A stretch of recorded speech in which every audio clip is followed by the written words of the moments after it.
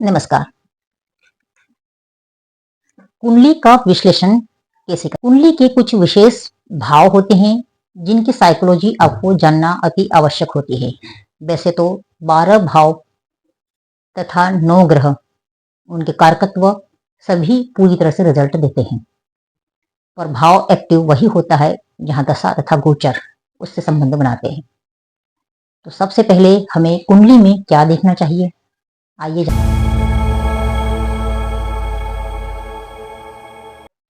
हम अब कुंडली का एनालिसिस करते हैं। यह एक महिला का चार्ट है तथा मीन लगन का चार्ट है। जब भी हम कुंडली का एनालिसिस करें तो हमें कुछ हाउसेस की स्ट्रेंथ अवश्य देखनी चाहिए। हालांकि सभी व्यक्तियों का प्रश्न अलग अलग होता है। किसी को विवाह से रिलेटेड क्वेश्चन होता है तो किसी का सुख, गाड़ी, बंगला आदि से रिलेटेड क्वेश्चन होता है, किसी का स्वास्थ्य संबंधी क्वेश्चन होता है। यहाँ पर हम जनरल पूरी कुंडली को के साथ देखा जाए, इस पर हमारा यह विश्लेषण है। अब यहाँ पर मीन लगन का चार्ट है, तो किसी भी चार्ट को पहले एनालिसिस करें उसके लिए हमें सबसे पहले लग्न तथा लग्नेश की स्थिति को देखना है कि वह किस स्थिति में है। इस कुंडली में जो लग्नेश बनते हैं वह बृहस्पति है तथा लग्न में जो खाना है वह लग्न है। लग्न में सूर्य स्थित है, राहु स्थित है और बुध स्थित है। 3 ग्रह लग्न में है और एक ग्रह इस लग्न को देख रहा है जो लग्न का स्वामी ही है। इस प्रकार लग्न काफी मजबूत स्थिति में है क्योंकि यहाँ पर 4 ग्रहों का प्रभाव लग्न पर आया हुआ है, अर्थात कुंडली में काफी बल है। दूसरा यहाँ पर हम देखते हैं कि लग्नेश सप्तम हाउस में गया और सप्तमेश लग्न में स्थित हो गया, तो यहाँ पर एक राशि परिवर्तन योग बन गया है। तो इस कुंडली का दूसरा बड़ा राजयोग है राशि परिवर्तन योग। तीसरा जो लग्न से ही बन रहा है और दशमेश भी, यह जो बृहस्पति वह दशमेश भी है जो हमारा करियर का भाव होता है, हमारे कर्मों का भाव होता है, तो उस पर भी 4 ग्रहों का प्रभाव है। तो इसका मतलब भी होता है कि ऐसा व्यक्ति काफी एक्टिव होता है और हर समय कार्य में लगा रहता है। दूसरा हम पॉइंट देखते हैं कि लग्न में जो स्थित सूर्य है और बृहस्पति का भी दृष्टि संबंध है।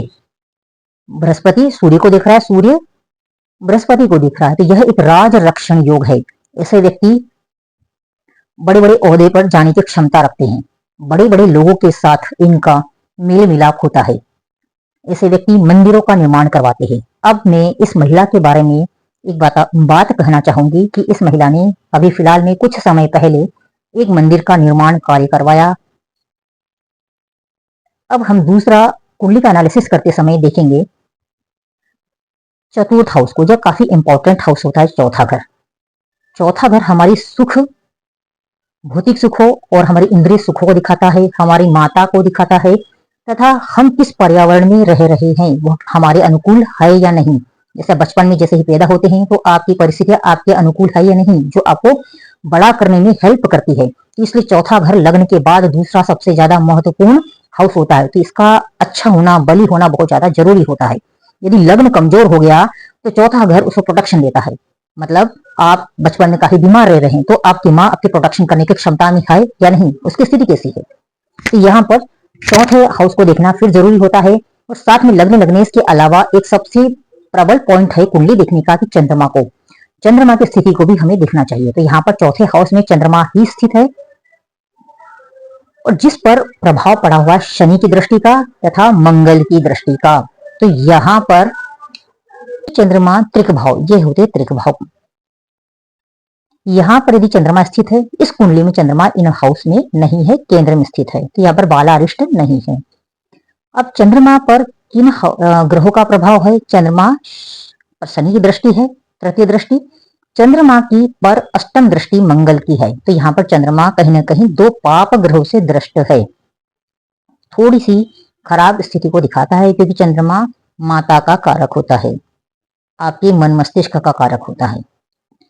साथ में अब हम चंद्रमा का दूसरी स्थिति देखते हैं कि चंद्रमा से चतुर्थ हाउस में बृहस्पति स्थित है जिस पर 2 ग्रहों का प्रभाव है, तो जो पुनः गज केसरी योग का निर्माण कर रहा है तथा चंद्र कुंडली को भी मजबूत बना रहा है। तो यहाँ पर केंद्र में, चंद्रमा से केंद्र में शुभ ग्रह है तथा चंद्रमा से 6 और 11th हाउस में पाप ग्रह आ गए हैं, जो कहीं न कहीं व्यक्ति को बहुत जुझारू बनाता है, लड़ने की क्षमता देता है। तो डेफिनेटली यहाँ पर महिला काफी जुझारू है तथा अपने खुद के स्वयं के बल पर काफी पैसा अर्जित किया है, जैसे हम आगे बताएंगे। अब हम लग्न को देख लिया है, चंद्रमा को देख लिया है। अब तीसरा हाउस क्या है जो दिखाता है कुंडली के पक्षों को मजबूत होना, तो ये होता है हमारा चौथा हाउस। चतुर्थ हाउस में मिथुन राशि है, इसका स्वामी जो है वह बुध बनता है और बुध नीच का होकर के लग्न में स्थित है जिस पर बृहस्पति की दृष्टि है, तो यहाँ पर एक नीच भंग राजयोग बन रहा है। चतुर्थ से नीच भंग चतुर्थेश भी इन्वॉल्व हो गया है, तो यहाँ नीच भंग राजयोग बन रहा है। तो यहाँ पर इन्होंने प्रॉपर्टी से भी काफी पैसा कमाया, प्रॉपर्टी से भी इन्होंने बहुत ज्यादा अर्जन किया है। तो क्योंकि चतुर्थेश लग्न में स्थित हो गया है, यहाँ पे सूर्य से यह कंबस्ट नहीं है, प्लस पॉइंट है। बृहस्पति से जो लग्न लॉर्ड है तथा 10th लॉर्ड है, दृष्ट है, जिसने भी इन्हें प्रॉपर्टी से रिलेटेड कार्य करने के लिए प्रेरित किया। अब दूसरा, ये प्रॉपर्टी से रिलेटेड कार्य तो दिखा रहा है, वही क्या इस कुंडली में लाभ भी स्थित है? तो लाभ को भी हमें देख लेना चाहिए कि कभी कभी यह स्थिति तो सही है परंतु कुंडली में इनकम का भाव, लाभ भाव, नवम भाव, भाग्य भाव, द्वितीय हाउस, धन का भाव यह उत्तम स्थिति में नहीं होते हैं, तो इसलिए इतना गेन नहीं होता है। अब यहाँ पर चतुर्थ भाव स्ट्रांग हो गया है, तो हम धन लगे लगे धनों को भी देख लेते हैं कि धन इस कुंडली में स्थित है या नहीं। धन या इनकम को देखने के लिए हम एकादश हाउस को लेते हैं। एकादश लॉर्ड शनि बनता है जो नीच का होकर तो द्वितीय हाउस में है, तो एकादश और द्वितीय का संबंध है और द्वितीय भाव में स्थित होकर के यह अपने ही हाउस को देख रहा है। तो यहाँ पर एक बड़ी स्ट्रेंथ, मजबूती के साथ एक धन योग बना हुआ है, यहाँ फायदा दिखा रहा है। दूसरा हम यहाँ पे देखते हैं धन के लिए मंगल की स्थिति को। मंगल द्वितीय होकर के, मंगल स्वग्रह होकर के एकादश हाउस नवम भाव में स्थित है, यह पुनः एक बड़ा धन योग बना रहा है। तो यहाँ पर प्रॉपर्टी से रिलेटेड कारक होते हैं मंगल तथा शनि, दोनों ही धन योगों में इन्वॉल्व है, इसलिए इसने प्रॉपर्टी से पैसा कमाया। अब हम इसके बाद में देखते हैं कि कुंडली का पंचम हाउस किस अवस्था में है। पंचम हाउस पर किसी भी ग्रह की दृष्टि नहीं है, परंतु पंचमेश चंद्रमा बनता है। पंचमेश का केंद्र तथा त्रिकोण में स्थित होना व्यक्ति को शॉर्ट माइंडेड बनाता है, तो ये चंद्रमा यहाँ पर केंद्र में स्थित हो गया है जिस पर शनि तथा मंगल की दृष्टि है, जिसने महिला को काफी शॉर्ट माइंडेड बनाया। चंद्रमा पर दो टेक्निकल ग्रहों का प्रभाव है जो टेक्निकल पढ़ाई को भी दिखाता है। चंद्रमा औषधियों का कारक है, फाइन आर्ट का कारक है, तो चंद्रमा पर दो हार्ड मेलिफिक की दृष्टि ने इन्हें मेडिकल में एडमिशन दिलाया, परंतु यह मेडिकल पूर्णतः एमबीबीएस नहीं कर पाई। इसने बीएमएस किया तथा बीएमएस के पश्चात अपना खुद का क्लिनिक बनाया और काफी अच्छा चला वो। अब हम 7th हाउस को देखते हैं। इसके पश्चात जो हाउस होता है वो 7th हाउस काफी इंपॉर्टेंट होता है, यह अपने पार्टनर को दिखाता है।